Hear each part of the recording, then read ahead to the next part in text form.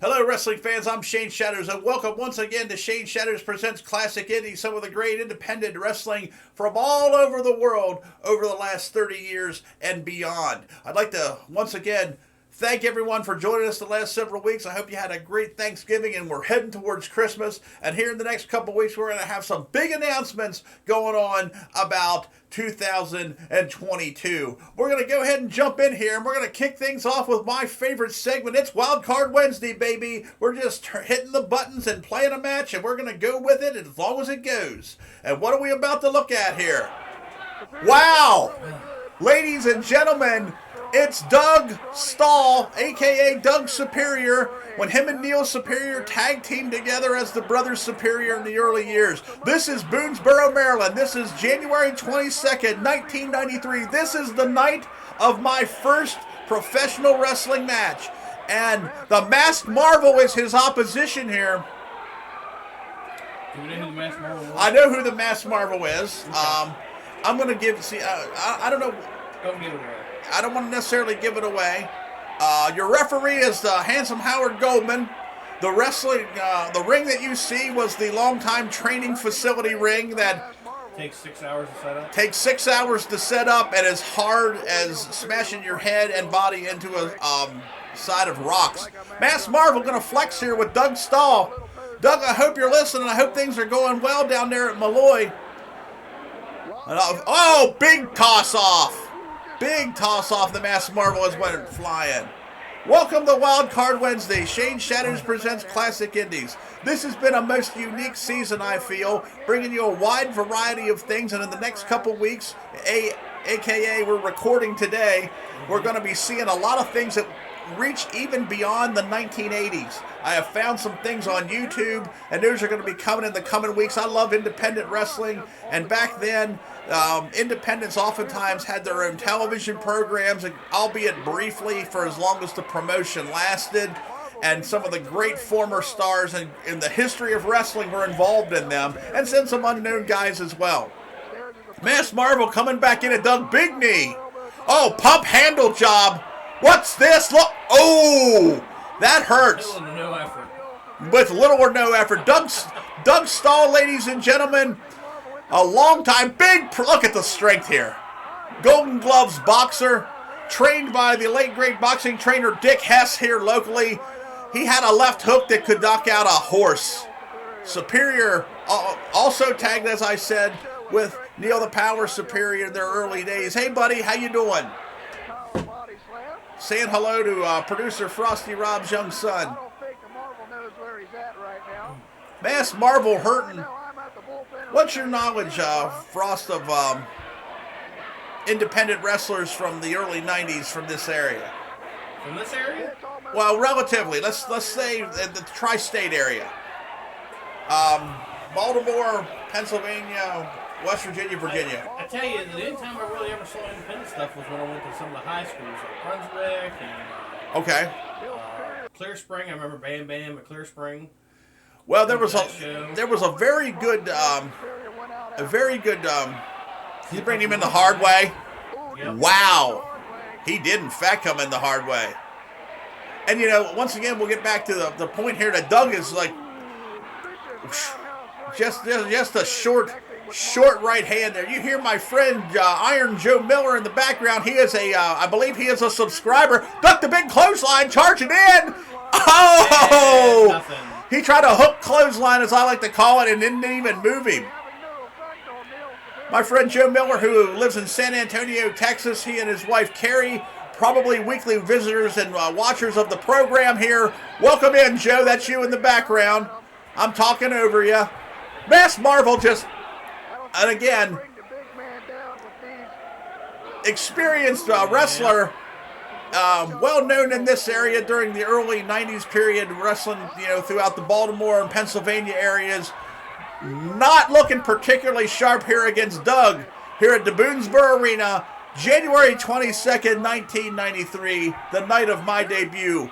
I believe we did one of my matches from this weekend. Not the big back elbow here. Main event, we did Kerry Von Erich against Morgus in Season 1. That was one of Kerry's final matches before his untimely and unfortunate suicide. This is a showcase for Doug Stahl, just a few minutes away from where he grew up. Duck the clothesline is... Oh! And down. Been there. Been there. 1, 2, 3. No? Oh, no, there's only two. No. You fool! Stay down. Doug and Neil did have a strong resemblance to each other. I mean, Doug was obviously bigger, if that was even possible. I mean, Neil was 6'4", 280, you know, and Doug towered over him. Former Maryland Tag Team Champions. I got a match from the Fairgrounds in 1989, which saw the Cream Team take on the Superiors in a 2 out of 3 fall contest, and possibly we'll do that one of the upcoming days. You don't see 2 out of 3 falls much anymore. No, oh, handful of face, got a fingernail in the eyelids there. Doug suffering.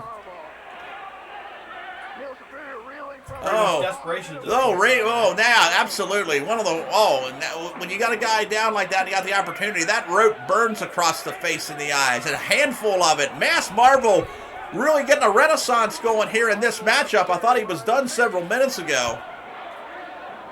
Great weekend, one of the most memorable weekends of my life here.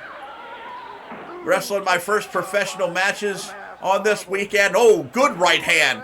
Right to the side. Oh, look out. Oh, even the eye rake didn't work that time. Now the big boy's pissed. Irish whip looking out. Big power slam by Doug. 2. That's going to do it. That's going to be it. That's going to do it. How long? That was what, 6 minutes? Yeah, we need to get something else. Doug Superior, ladies and gentlemen. Let's see what pops up next. Let's see what pops up next. Good victory for Doug, and welcome to the Independent Rewind and Shane Shatters Presents, Doug. I know we've sent you some matches before, but we finally got to showcase one of them.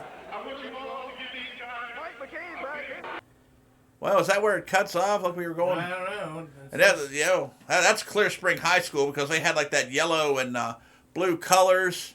By Spike Callahan. And we did this. Did we? From This is Buddy. Tennessee. This is Buddy. So we need to. Yeah, we need to skip it through. Anybody who hadn't seen the Buddy Landell Mass Superstar match, go back several weeks here. Uh-oh. Okay. Cage match. Cage match. Nothing like those nice independent cages. Yes. And look who's standing in the ring. Ladies and gentlemen, Shane Shadows and Switchblade await the arrival of Gutter Boy and Skank, the Grungers. It's steel. It's not. You're not. It's Texas Tornado style steel cage match.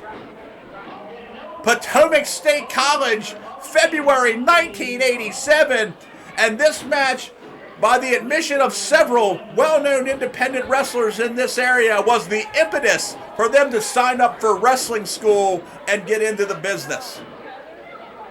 Coming off the top, Shadows with a flying swing kick just took Gutter out. Little bouncy here on the video. Do you still have that hockey jersey? No, I don't know whatever happened to it. I left it somewhere one night, and someone's been washing their car with it ever since. Switchblade in the corner, banging away on Skank. Shadows over here in the other corner, pounding away on Gutter Boy. Welcome. Good, well, underhook suplex. This kid here on the left, not very happy. Hey, buddy. Hey, Red, step back. Thank you, sir. Thank you, sir. There's another angle of this match that I have as well. Oh! Face first into the cage I go. The Grungers. Two very tough individuals. Very, without a doubt, had their, look at the right hands from Gutter Boy. These guys had their day as well. An outstanding team. Probably more underrated than overrated, as opposed to a lot of the local talent who's a lot more overrated than they were underrated. Present company possibly included. Back into the cage again. I have not seen Skank in 20 plus years. I had periodically seen Gutter Boy in the area recently, and if you guys are watching, Switchblade into the cage. Speak for yourself. I've seen plenty of skanks. Yeah, well, in fact, actually, I lived with a few of them. Present company, present wife excluded, of Nice course. saying. Yeah, February 1st, 1997. This is also the last match I wrestled for the NWL for 12 years. Until my return, when I took on John Rambo at the Apollo Theater in front of 400 plus fans. Now, was this main event here? Or? No, the match after us is also a match that we have on tape. This is Rambo's return to the area. No. This was the first time that he had been in the area. Within 3 weeks, I was out of the wrestling school, and he was in. To depending on who you ask, good or bad results. In any event, he took on Playboy Bob Starr, and after this matchup, and we do have video of that. And it was that a regular match or cage match? Cage match. Oh, okay. The main event was Mabel and Bundy. We did that match. Oh, okay, yeah. We did that match several weeks back. Watch me, and this is when I was young. Boom! With that jackhammer type elbow. This is just action all over the place. Texas Tornado rules. Yes, and Texas Tornado rules. Look at us. We're doing everything we can here. This was our shot. A big cage match here in Kaiser. In attendance, Leslie Leatherman, Jake the Machine Davis, Tate Griffin, and so many other guys who would later on go on to join in and take part of the wrestling business. And that big superplex. We're leaving nothing undone. A Texas Tornado match doesn't have anything to do with Kerry Von Erich, ladies and gentlemen, in case you're not familiar with the terminology. It's a tag team match where all four men are allowed in the ring at all times. There's no rules, there's no tags, anything goes. But we're just throwing everything we can out here the whole way through. This has been a rivalry that had been going on for the previous 8 months between Blade and myself and the Grungers. We had several matches all over the area, and this was the conclusion. Now, Switchblade and I had been friends, and we had differences. We had been back and forth with each other, but during this particular period of time, we were on good terms, and our goals was to enact our revenge. Slamming me in the corner. Look at Gutter Boy. He's moving really nicely, by the way. Yeah, I mean, this thing is, it's bound. It's got some bounce to it. I mean, which makes it all that much more dangerous. Right. Check out the flying bulldog off the top. This last time you done that? Yeah, then. 1997? That was that night, 1997. And these were big crowds in Kaiser at the Potomac State College. We were regulars up there, big crowds. And I have a lot of matches in my archives that I can bring you from some of the great main events, and this is just happens to be at the end of one of the other matches that we had done. So welcome to, once again, the Wild Card Wednesday and the continuation of Season 3 of Shane Shadows Presents, as Gutter Boy lowers the boom on me as I'm struggling to catch my breath, laying across the second rope, while Switchblade and Skank fight in the upper right-hand corner of your screen. Oof! Oh, man. I mean, this was not. Well, thank you, brother. You enjoying? Excuse me. Yeah, hey, Thank you. Get out of the way. Thank you. Maybe they're not enjoying this match as much as we are. A big double backdrop. Look, Skank lands on his feet. Boom! Nice. Rambo was so pissed. We blew him off the stage. John, if you're watching, and sometimes people say you watch, here comes the high kick that I used to throw. Boom! Right on the chin. I used to be pretty agile. We blew him off the stage. John, if you're watching, I'm sorry to say. I don't know. Some people say he secretly watches everything. If you're watching, you remember this night as well as I do, but everyone told me how pissed off you were that the four of us went out here before you and, well, just blew you off the stage as in the musical parlance.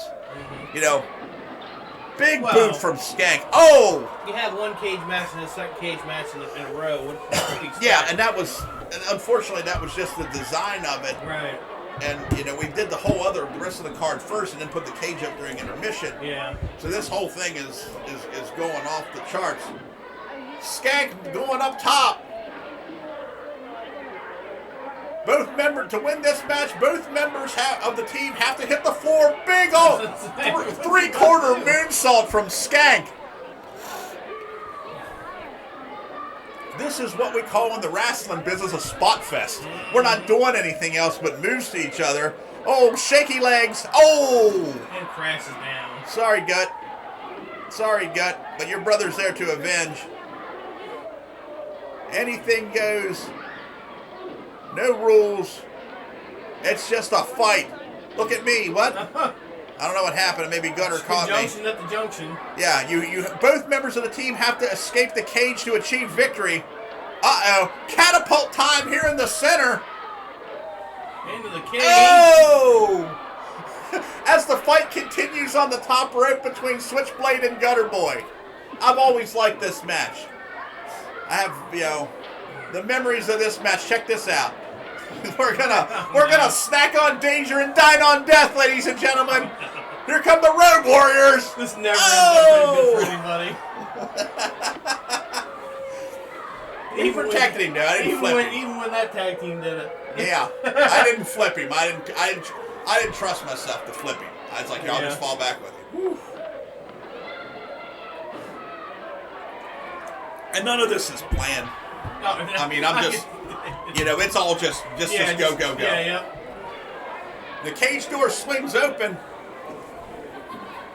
Switchblade, oof, 320 pounds. That cage just it's a death trap. It is beautiful. It's a death trap. This is what makes cage matches so dangerous. You get your skin caught and ripped on the bars and in the intertwinings and so forth. This is no joke. And I think all four of us, even though our 25-year-old camera work here transferred from VHS, I think we're all bleeding. I think we're all cut open. Boof! Oh, this is just a slugfest. I've seen that clothesline somewhere before. Yeah, a couple times, I'm guessing. What am I doing? Going back up to the top. Yep. This is when I was still in my 20s and the top rope was a real thing for me.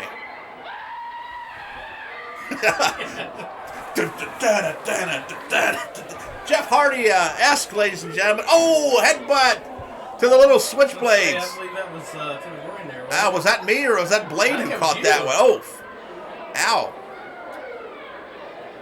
Well, at this point, I was done having children. So, well, no, I wasn't. My younger kids came, but I might. For a couple years, I was anyway. Howard Goldman on the outside. Not a lot he can do except for open up the gate when somebody wants to come out. You can climb over the top or go through. This is a vendetta, and it's been fought like one. It's just, this is a car crash. I think in some ways the crowd doesn't completely. The crowd's not completely into this match. I'm not saying that they're not enjoying it, but I don't know that they're necessarily. A lot to process. Yeah, it's because it's so fast moving. We're 10 minutes in here. You're right, a lot to process. So much going on. We never really announced the Texas tornado aspect of the rules, even though that's what's going on. Yeah. Skank's going up to the top, possibly on the inside. Big drop kick right on the friggin' head. My God. Scott, if you're out there watching, hello and welcome to it. Look at this. Gonna give your brother here the trio. Whoa! Little upside down action here. As the cage door swings open, someone's trying to get out of this matchup. Flying fist drop to the face. Well, And Skank's trying to get out. He's trying to. I don't know. Sometimes discretion is the better part of valor. The idea is supposed to be once you walk out or get out of the cage that you've achieved your level of superiority over your opponent. And sometimes you're just trying to get the hell away from your opponent. Look at the snap suplex on Gutter Boy from Shadows. February 1st, 1997, ladies and gentlemen, Potomac State College in Kaiser, West Virginia. An extended play, Wild Card Wednesday. Where are we heading here? I'm in the corner. Am I going to try to get out? Oh, not even close. I got more shit to do here. Oh, Blade Trent went for it all. Ended up eating the cage again.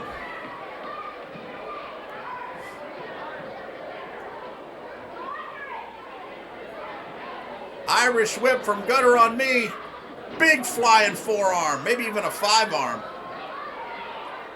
And Skank with a flying elbow on the prone switchblade.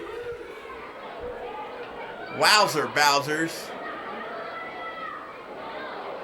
Memories, memories, memories. Just abusing that top rope. Absolutely. We got it there. I mean, everybody's banged up in this matchup. I mean, everyone's suffered. Somehow or another, Skank of the Grungers has I find a second wind and clothesline him into the cage. I mean, it's like we're all taking turns. Everyone's hurt, and they find that little jump of adrenaline. That burst of energy that kind of keeps you back into it.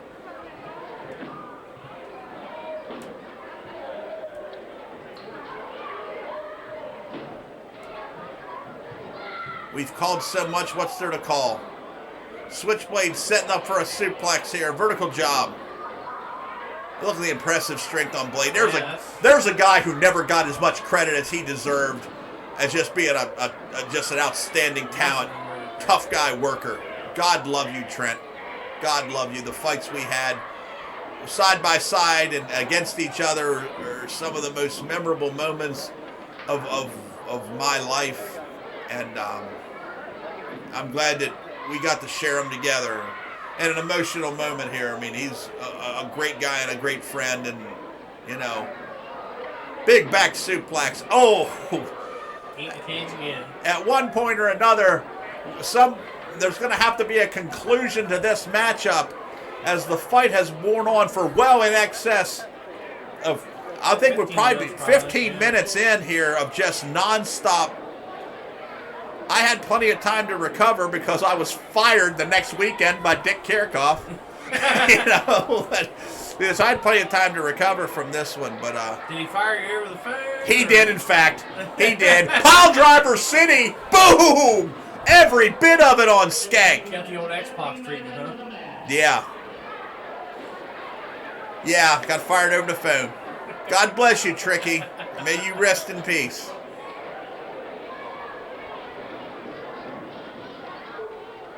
I don't know, somehow or another I got it. I ended up running in I got involved in the play there between Switchblade and Gut. Look at that guy, he looks like me. Yeah. Super fan. Yeah. 15 minutes gone and plus. This was the matchup I don't know, it was always like this between the four of us. You know, and little known fact, I gave the Wilt brothers the Gutter Boy and Skank name in the Grungers. They had trained in Baltimore, but were really guys from our area, I think the Clear Spring area or something. And they were coming around the wrestling school and good clothesline, good hook clothesline as Gutter and I fight up in the corner. It's a good thing you had a grip on that cage. And they had a very unique look and they had unique skills, but no one knew anything to do with them. So it looks like Gutter's getting out. Gutter's out. It's like you're trying to make your way there too. Yeah, I'm trying to follow, but I'm maybe not quite as reckless getting out. I'm standing on the post. You know, if I slip and fall, I'm going to smash my nuts. And Shatters is out of the match, and that leaves Skank and Switchblade to finish it. Coming down the wire here in this crazy Texas Tornado steel cage matchup here in Kaiser, West Virginia. Big boot. And Blade's going to put it on him. The power bomb. Is he heading for the door? Is he heading for the door? Is this thing going to... 17 minutes of battle here. I'm on the outside. Gutter's outside. Skank and Switchblade remain to continue this fight. The final battle between these two teams. And a big press. A big press. Look at that. That's all power. That's all power. I seriously doubt that Trent ever spent a day weightlifting. He was just strong. Strong and bullish. One of the best workers, I think, from this area ever. And that's not an exaggeration. Go ahead and find me a bad Switchblade match. I dare you. Double clothesline in the middle.